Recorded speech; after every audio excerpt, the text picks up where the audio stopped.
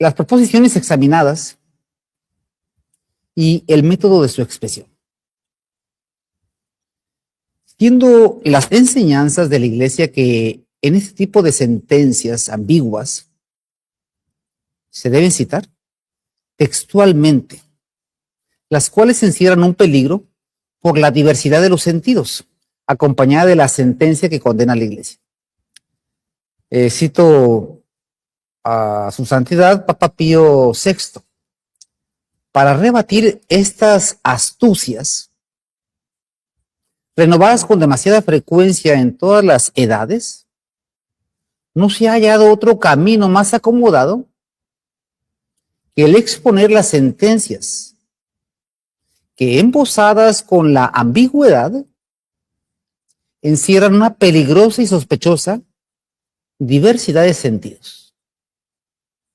Notar la siniestra inteligencia a que está anexo el error que reprueba la sentencia católica. Eso está en la bula Autorem Fidei. ¿Cuáles son las sentencias? La bula Quo Primum Tempore no sirve para nada. Otra sentencia, la bula Quo Primum de San Pío V, cualquier papa puede anularla. Perpetuo es un término jurídico romano que no significa para siempre, sino algo revocable o condicionado por circunstancias posteriores. El canon romano no es revelado, por tanto puede cambiarse sin problema. La liturgia no tiene que ver con la fe, es solo disciplina. La liturgia no define la fe. Otra sentencia. 7. El Papa puede cambiar cualquier cosa de la liturgia. 8. Si un hereje cambia la forma de un sacramento pero mantiene la intención, puede mantenerse la confección del sacramento. El Papa habla es cátedra cuando enseña la verdad. 10. Ningún derecho canónico puede estar por encima de la ley civil del Estado. El Papa aprendió la lección después de estar 7 meses en prisión. Además del modo de exponer la doctrina, la corrupción de conceptos, la inversión de culpa y el cambio de contexto, socavando en los sencillos la autoridad del vicario de Cristo, del centro de la unidad, quedando grabadas las palabras de que un documento que resguarda la Santa Misa no sirve para nada y ocupa 2 horas para explicar el porqué de la frase, cuando no es el lenguaje de la Iglesia. Antes, es una afrenta revestida de ambigüedad. Es una proposición herética en cuanto le despoja de su autoridad al romano pontífice. Lo grave, que ruego sea por inadvertencia, es que al pretender sustentar la defensa de la fe católica, se dan las bases debido a un mal planteamiento de la situación que atraviesa la Iglesia por la presencia de la espantosa abominación en el lugar santo con la abrogación del sacrificio perpetuo, como lo anuncia la Sagrada Escritura, de suerte que bajo apariencia de erudición histórica, la proposición socava el fundamento mismo que pretende defender. Punto número 7. La falacia mote and bailey y el efecto de anclaje. La falacia de la mota castral, mote and bailey, es una estrategia de argumentación que combina 2 posiciones distintas como si fueran la misma. Una muy polémica y difícil de defender y otra sumamente lógica. ¿Cómo funciona la falacia? Se pronuncia una afirmación radical polémica o con tintes ideológicos muy marcados.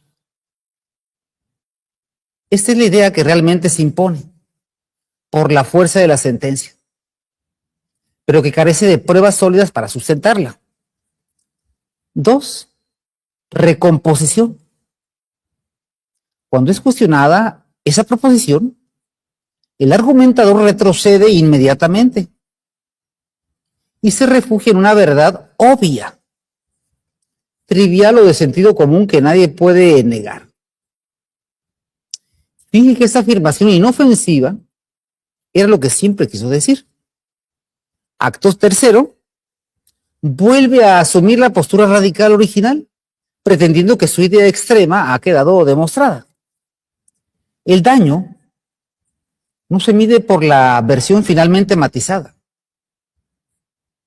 sino por el impacto de la versión original sin matizar, que es la que la gente recuerda y repite.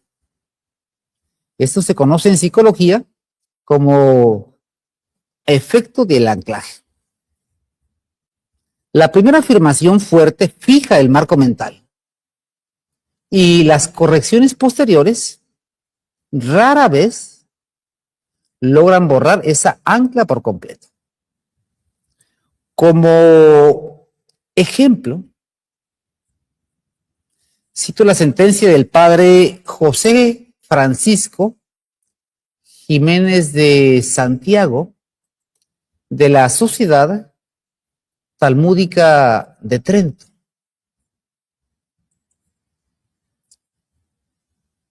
La Virgen no hace milagros. Y después expone la doctrina íntegra, en tanto cuanto esa frase ya quedó grabada.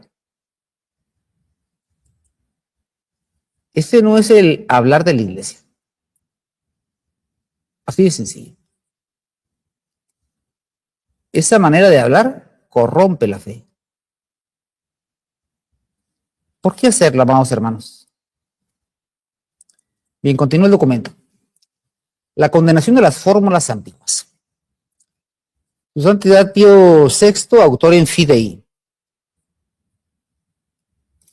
Escribe, eran plenamente conscientes del arte malicioso de los innovadores, quienes temiendo ofender a los católicos, se esfuerzan por disimular sus artimañas con frases engañosas, de modo que el error oculto entre sentido y sentido puede infiltrarse más fácilmente en las mentes y suceda que, alterada la verdad de la frase, por una breve adicción o variación, el testimonio que debía traer la salvación, tras una sutil modificación, conduce a la muerte. Si esta manera de discurso, enrevesada y falaz, es perniciosa en cualquier manifestación oratoria, no debía practicarse en absoluto en un sínodo, cuyo mérito principal debería consistir en adoptar en su enseñanza una expresión tan clara y limpia que no deje lugar al peligro de desacuerdos. Pero si uno se equivoca al hablar, no puede admitir esa sutil defensa que se suele aducir, y mediante la cual, cuando no se ha pronunciado alguna expresión demasiado dura, se encuentra explicada con mayor claridad en otro lugar, o incluso corregida, como si esta licencia desenfrenada para afirmar y negar a voluntad, que siempre ha sido una astucia fraudulenta de los innovadores para encubrir el error, no debiera servir más bien para denunciar el error que para justificarlo.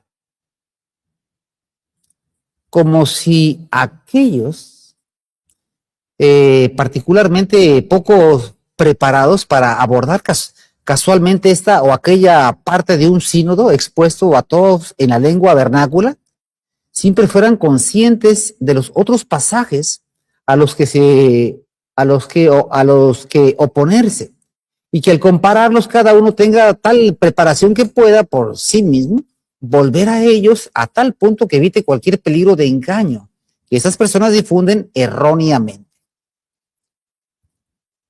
Estoy citando una encíclica. Esta habilidad para insinuar el error, continúo, dice, esta habilidad para insinuar el error que nuestro predecesor Celestino, carta 13, número 2, descubrió en las cartas del obispo Nestorio de Constantinopla y condenó con una severa reprimenda. Resulta sumamente perjudicial. El impostor descubierto, recordado y aprendido a través de estas cartas, con su incoherente multilocución, oscureció la verdad. Y confundiendo nuevamente ambas cosas, confesó lo que había negado o intentó negar lo que había confesado. Frente a tales trampas, que lamentablemente se han renovado en cada época, no se ha implementado mejor manera que exponer las frases, que bajo el velo de la ambigüedad envuelven una peligrosa discrepancia de significados, señalando el significado perverso bajo el cual se encuentra el error que condena la doctrina. Punto número 9. El desprecio del magisterio ordinario. Papa Pío XII, Humani Generis. Su Santidad Pío XII, en la bula Humani Generis, escribe: lamentablemente esos defensores de la novedad pasan fácilmente del desprecio a la teología escolástica, llegando incluso a descuidar e incluso despreciar el magisterio de la Iglesia, que otorga tal aprobación a la teología escolástica. Este magisterio es presentado por ellos como un obstáculo para el progreso y una barrera para la ciencia. Algunos no católicos lo consideran una restricción injusta que impide a algunos teólogos más cualificados reformar su materia. Y aunque este sagrado oficio de maestro en materia de fe y moral debe ser el criterio próximo y universal de verdad para todos los teólogos, puesto que él le ha sido confiado por Cristo nuestro Señor todo el depósito de la fe, la Sagrada Escritura y la divina tradición, para ser preservado, custodiado e interpretado. Aún así, el deber que incumbe a los fieles de huir también de aquellos errores que se acercan más o menos a la herejía. Y en consecuencia, guardar también las constituciones y decretos por los que la Santa Sede proscribe y prohíbe tales opiniones erróneas. Es a veces tan poco conocido como si no existiera lo que se expone en las encíclicas de los romanos pontífices sobre la naturaleza y constitución de la Iglesia. Es deliberadamente ignorado por algunos, con la intención de dar fuerza a una vaga idea que afirman haber encontrado en los padres de la Iglesia, especialmente en los griegos. Sostienen que los papas no desean juzgar lo que es objeto de controversia entre los teólogos, por lo que deben recurrir a las fuentes antiguas y explicar las constituciones y decretos recientes de la Iglesia magistral a partir de los escritos antiguos. Tampoco debe pensarse que lo expuesto en las encíclicas no exige consentimiento por sí mismo, puesto que al escribirlas, los papas no ejercen la suprema potestad de su magisterio, pues estas cuestiones se enseñan con el magisterio ordinario, del que se puede decir: el que os oye, me oye a mí.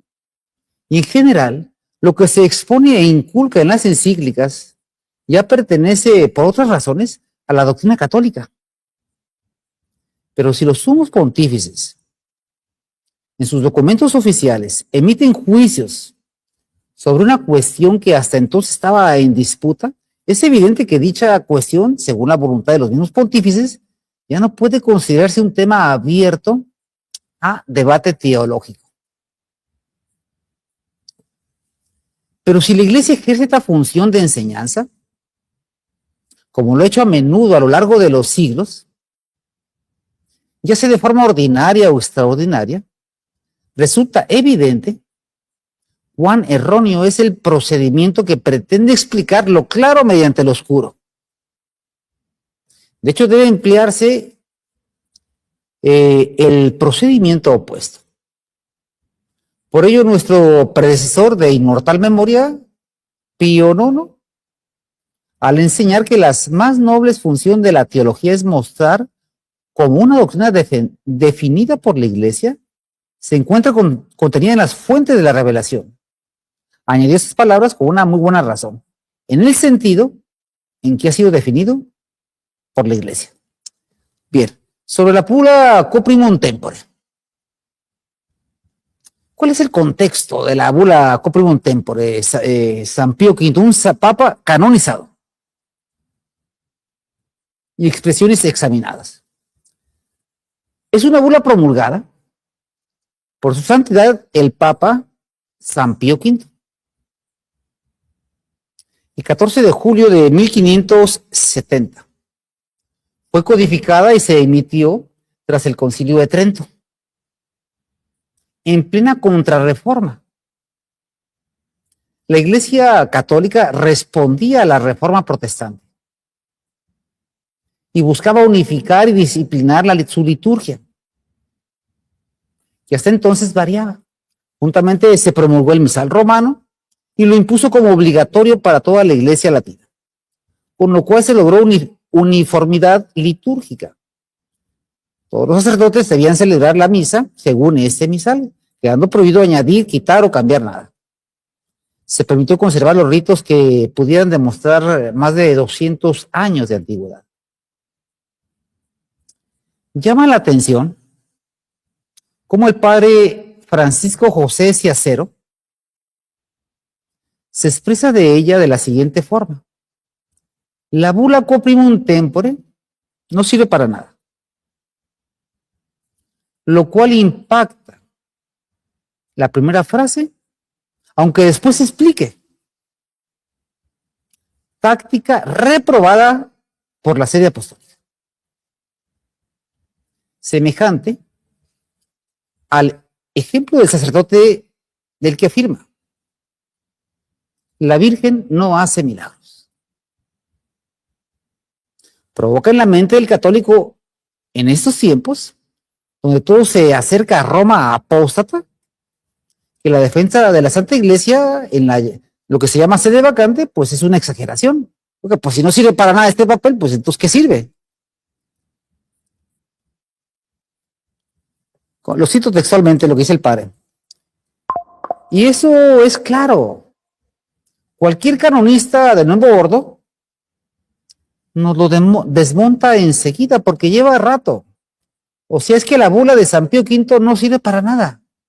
Básicamente, o sea, resumiéndolo todo, no que sea tan franco. No tiene nada que ver, Mario. No se equivoque. El canon tampoco es irreformable. O sea, me refiero. A ver, me explico. Si el canon es irreformable, es porque lo ha dicho la Iglesia, pero no porque Cristo entregase el canon a nadie. O sea, el canon no es revelado. Y en los diferentes ritos, por ejemplo, el canon romano, usted no lo va a encontrar en el rito bizantino. Lo que es de fe es universal. La bula Coprimum Tempore no sirve para nada. La bula Coprimum de San Pío V, cualquier papa puede anularla. Y bueno, ¿y qué? ¿Cuál es el problema? ¿Para qué sirve? Dígame para qué sirve. No me diga cosas. No me ande por las ramas. el canon romano no es revelado, por tanto puede cambiarse sin problema. A mí me da tristeza esto que está pasando, ¿eh? ¿Cómo puede ser esto?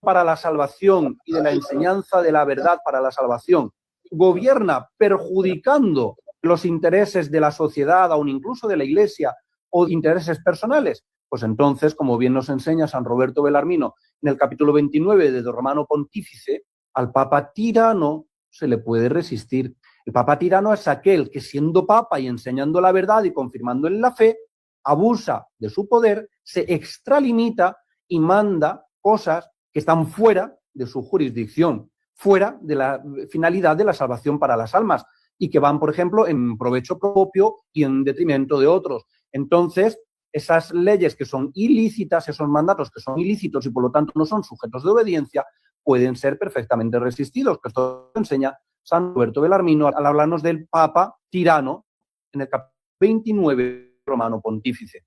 Y así vemos, por ejemplo, el clarísimo ejemplo del emperador Carlos V de España y I de Alemania al enfrentarse al Papa Clemente VII. Clemente VII, que era de la noble y belicosa familia italiana de los Medici, al ver que el emperador extendía su hegemonía por la península ibérica, lo cual perjudicaba de alguna forma los intereses familiares de los Medici, se alió con el rey Francisco de Francia, con Florencia y con Venecia para hacerle la guerra al emperador. Pero esto eran cuestiones meramente políticas. Aquí no estaba en juego la fe, el Papa no actuaba como maestro en la fe y no gobernaba para la salvación. Entonces, perfectamente, el emperador pudo defenderse, oponerse a esta intromisión del Papa y terminar invadiendo Roma y apresando incluso al Papa, el cual estuvo durante 7 meses prisionero en el castillo de San Angelo. Bien aprendió la lección su San Clemente VII, porque a raíz de ese momento jamás se volvió a oponer al emperador en cuestiones civiles y al contrario, lo coronó emperador en Roma y los pocos años que le quedaron de vida le favoreció siempre en todo lo que pudo. Vemos aquí como un gobernante católico, además, le hace la guerra al Papa y, sin embargo, el Papa ni siquiera represalia a él y no lo excomulga, por la sencilla razón de que, claro, lo que estaba en juego no eran cuestiones de fe, sino intereses políticos. Y aquí el Papa se estaba extralimitando, porque además de los intereses políticos, lo que estaban en juego sobre todo eran sus intereses familiares. Lógicamente, aquí el súbdito puede rebelarse cuando se está afectando además los intereses, en este caso del imperio, etc. Una cosa es resistir al Papa tirano y otra muy distinta es aceptar o resistir a un supuesto Papa hereje. Porque el mismo San Roberto Belarmino, en el siguiente capítulo, en el capítulo 30, verdad, sin error alguno, para eso le asiste el Espíritu Santo y para eso San Pedro y sus sucesores, Bar Jona, son hijos de la paloma, hijos del Espíritu Santo y están asistidos por el Espíritu Santo para enseñar la verdad, para la salvación y tienen también el pleno poder de gobernar a las almas para la salvación, regirlas y gobernarlas para llevarlas hacia Dios, haciéndoles cumplir los mandamientos que Cristo dio a sus apóstoles y los que la Santa Madre Iglesia, con su poder de gobernar, tiene. Porque Cristo le dio a San Pedro las llaves para atar y desatar, es decir, para atar con leyes y desatar abrogando, obrogando o derogando leyes. Y lo que ate para mandar y para gobernar le da pleno poder como gobernante, de manera que lo que haga aquí en la tierra en los miembros de la Iglesia militante repercute, lógicamente, en el cielo para la vida eterna. Si el Papa excomulga a alguien, excomulgado queda ya y apartado de la Iglesia. Ahora bien, ojo, el Papa tiene poder para atar en la tierra y para desatar en la tierra, y lo que él ate y desate queda atado y desatado en el cielo. Pero no tiene poder para atar y desatar en el cielo, porque el Papa, como vicario de Cristo que es, ejerce el poder de Cristo en ausencia de Cristo. Pero en el cielo está Cristo presente, reinando y reinante, y por lo tanto, en presencia de Cristo, ningún y apartado de la Iglesia. Ahora bien, ojo, el Papa tiene poder para atar en la tierra y para desatar en la tierra, y lo que él ate y desate queda atado y desatado en el cielo, pero no tiene poder para atar y desatar en el cielo, porque el Papa, como vicario de Cristo que es, ejerce el poder de Cristo en ausencia de Cristo, pero en el cielo está Cristo presente, reinando y reinante, y por lo tanto, en presencia de Cristo, Entonces podemos ver, amados hermanos, pues varias ambigüedades que, ¿por qué predicar así? Dice que tiene poder de atar y desatar, lo cual es cierto. Lo que ata en la tierra, atado en el cielo, que desata desatado. ¿Por qué después dice? Pero no tiene poder en el cielo para gobernar. O sea, frases que tienen su explicación, pero cómo son expuestas. Y aprendió su santidad después de, ¿qué? De 7 meses estar preso. Ese tipo de expresiones.